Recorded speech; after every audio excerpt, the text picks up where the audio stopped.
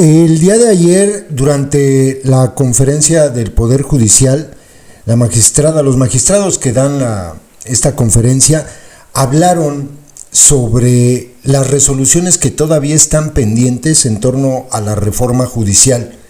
El planteamiento es el siguiente: decía la magistrada que hay mucha gente que dice que esta reforma judicial pues ya es caso cerrado, ya se acabó, ya no hay por qué seguir con la resistencia, ya se declaró en estas acciones de inconstitucionalidad que el gobierno tenía la razón, por decirlo de alguna manera.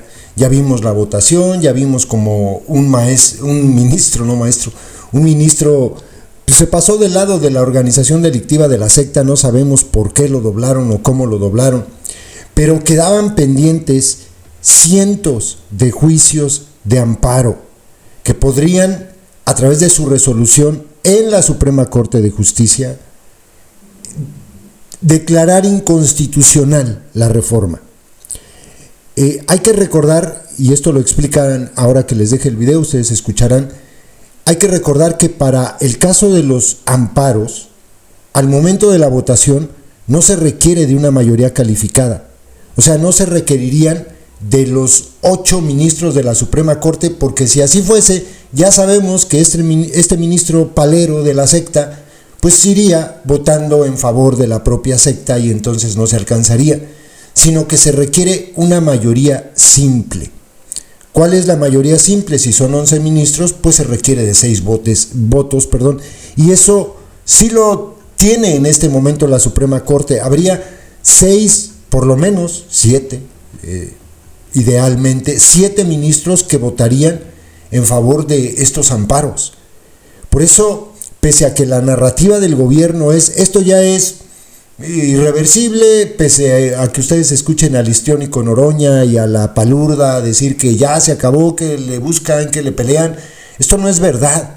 O sea, jurídicamente no está cerrado el caso, todavía hay alternativas.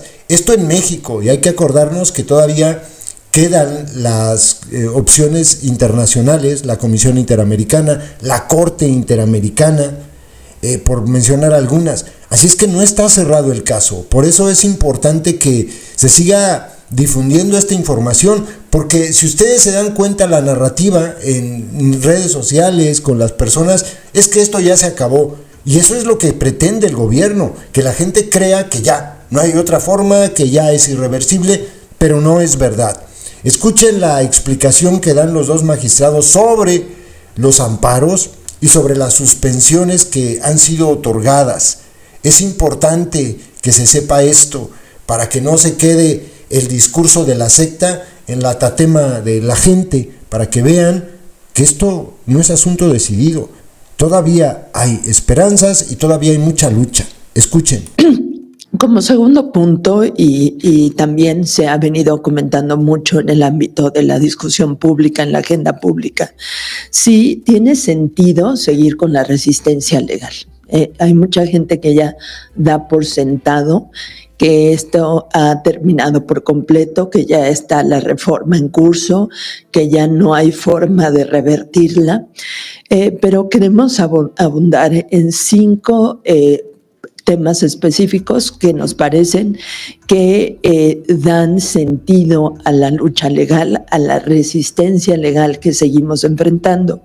Y pues en un primer punto, desde luego, lo que hemos dicho y lo que ha quedado acotado es que las acciones de inconstitucionalidad fueron resueltas. Recordemos que fueron acciones de inconstitucionalidad que enderezaron, que promovieron partidos políticos, al margen de lo que ya se resolvió la Suprema Corte de Justicia de la Nación en ese momento.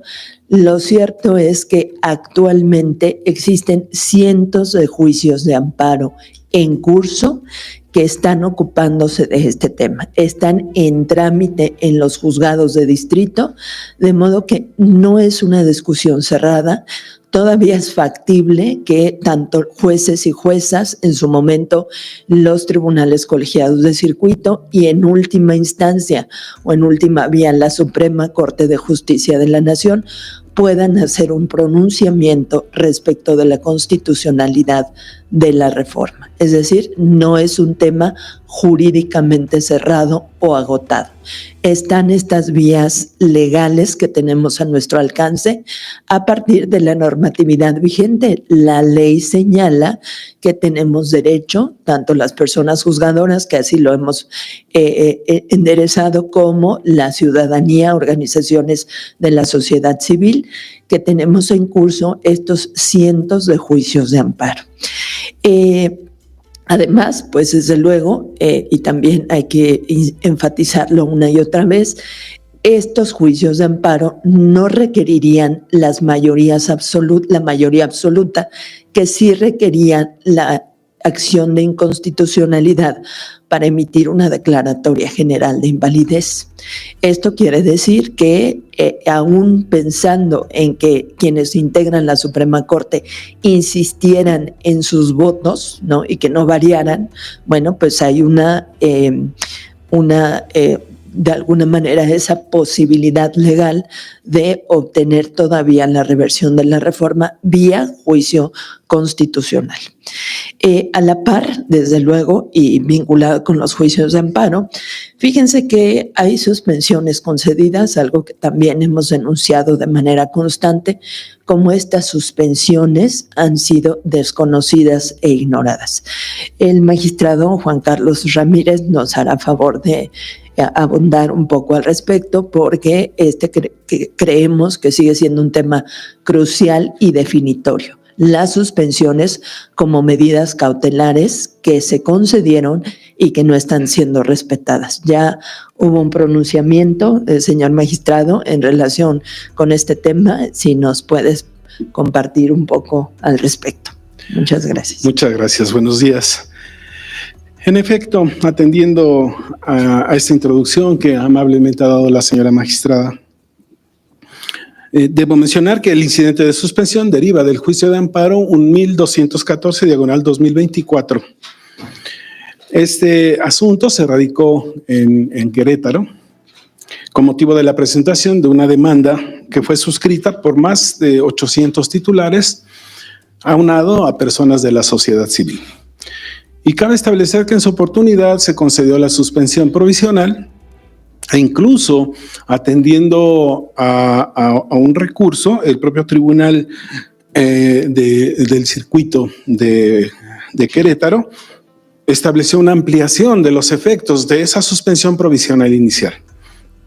Ahora, atendiendo a que no se acató o se planteó ante la autoridad jurisdiccional, concretamente el señor juez de distrito del conocimiento, el que no se habían acatado los términos de esa suspensión provisional, se promovió el incidente por exceso de efecto en el cumplimiento de la suspensión provisional. Cabe establecer que este fue admitido, se le dio el trámite correspondiente. ¿Y contra quién se enderezó este incidente? Bueno, esencialmente contra la presidenta constitucional de los Estados Unidos mexicanos, la Cámara de Diputados y la Cámara de Senadores, integrantes del Congreso de la Unión, el Consejo de la Judicatura Federal y el INE. Estas fueron las autoridades esencialmente respecto de quienes se planteó este incidente. Cabe establecer que dentro de los argumentos que se hicieron valer, particularmente por el Senado, se planteó la situación en cuanto a la improcedencia de la solicitud. Esto es, en tanto, la Cámara de Senadores había realizado una consulta al Tribunal Electoral del Poder Judicial de la Federación. De eso ya hemos hablado en otras matutinas previas, y se estableció el sentido y el alcance de esta situación. Esto es, que para efectos del juicio de amparo, el Tribunal Electoral no cuenta con atribuciones para realizar algún pronunciamiento. Ahora, dentro del estudio de la incidencia, cabe señalar que en la materia del incidente por exceso de efecto en el cumplimiento de la suspensión, en este caso provisional, es esencialmente relativa al cumplimiento de la medida cautelar que fue determinada en su momento con los efectos precisados por el señor juez de distrito e, insisto, ampliados posteriormente por el tribunal colegiado. Y debe señalarse que en caso de demostrarse un desacato a esa suspensión, ya sea total o parcial, el juzgador, y aquí es algo muy importante, deberá requerir al responsable y quien haya incurrido en ese desacato, a efecto de que en el término de 24 horas proceda a acatar en sus términos la suspensión, en este caso provisional. Y se agrega un apercibimiento de que en caso de no realizarlo, será denunciada ante el Ministerio Público de la Federación por el delito que establecen las fracciones tercera y cuarta del artículo 262 de la Ley de Amparo. Y cabe establecer que este artículo establece una sanción de 3 a 9 años de prisión, multa de 5 a 500 días e incluso una inhabilitación para el servidor público por idéntico término de entre 3 y 9 años. En este orden y establecido lo anterior, se estableció que en el propio incidente se realiza el estudio por parte del señor juez atendiendo al método correspondiente y nos establece cuál es la finalidad fundamental de la incidencia. Pues la finalidad es lograr, atendiendo al Estado de Derecho, que la responsable cumpla con la suspensión concedida en sus términos y solo en caso de no hacerlo será denunciada ante el Ministerio Público. Cabe establecer que se desarrolló el procedimiento correspondiente. Se solicitaron los informes a las autoridades, destacando en este punto que el Ejecutivo fue omiso en cuanto a la rendición de ese informe y las demás autoridades lo emitieron negando lo correspondiente. En este orden cabe señalar que esos efectos fueron analizados y en el punto séptimo, así identificado en la interlocutoria, se estableció fundado el recurso. Respecto de quién se estableció fundado, bueno, por cuanto hace a la Presidencia de la República, a las cámaras de diputados y senadores y el Consejo de la Judicatura Federal. En este orden, cabe señalar que este incidente se estableció fundado por cuanto hace a Presidente de la República y Cámara de Diputados y Senadores referente a esas leyes secundarias que fueron emitidos a través de la iniciativa del Ejecutivo y posteriormente todo el proceso legislativo seguido entre las cámaras ya referidas. Y en ese orden se establece fundado el recurso en cuanto a que a pesar de la suspensión se continuó con estos procedimientos, esto es, las leyes fueron discutidas, eventualmente aprobadas y además se llevó a cabo la publicación correspondiente. Esencialmente fueron las leyes, la Ley General de Instituciones y Procedimientos Electorales referidas a la elección de personas juzgadoras del Poder Judicial de la Federación, así como la diversa Ley General del Sistema de Medios de Impugnación en materia electoral. En esto se centró la violación a la suspensión. Y por cuanto hace al Consejo de la Judicatura Federal, se hizo consistir en la entrega de los listados al Senado de la República respecto de jueces y magistrados. En este orden fue que se estableció la violación a la suspensión. Ahora, establecido lo anterior, también debe señalarse que se hizo referencia a esas actividades extras del Senado, particularmente la convocatoria para la integración de los listados de candidatos en elección extraordinaria para ocupar cargos de juzgadores en el Poder Judicial de la Federación, así como al propio Senado lo referente al tema de las declinaciones realizadas por los titulares. En este sentido, una vez que se estableció la violación a la suspensión, el señor juez de distrito hizo una declaración muy importante. ¿En qué sentido? En el sentido de que al haberse incumplido la suspensión provisional otorgada por él en el incidente y posteriormente ampliada, y lo dijo, lo procedente es decretar que los actos realizados en contravención a las medidas cautelares están afectados de nulidad absoluta. Esto es, se anularon por parte del juzgador en declaración esos actos y se emitió la orden correspondiente para tanto la Presidenta de la República como las cámaras integrantes del Congreso de la Unión, esto es en cuanto a dejar sin efectos las consecuencias jurídicas que derivan de los decretos ya referidos y de las actuaciones realizadas.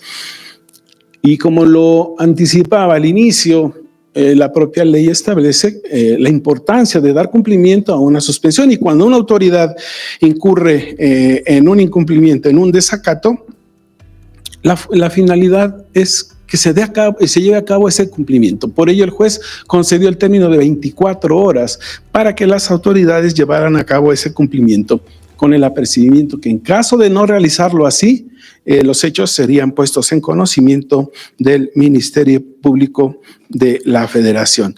Y finalmente concluye la resolución con los resolutivos, destacando los identificados como segundo y tercero. El segundo, donde se establece y se concluye fundada la incidencia por cuanto hace a la presidenta de los Estados Unidos mexicanos, las cámaras ya referidas y el Consejo de la Judicatura Federal.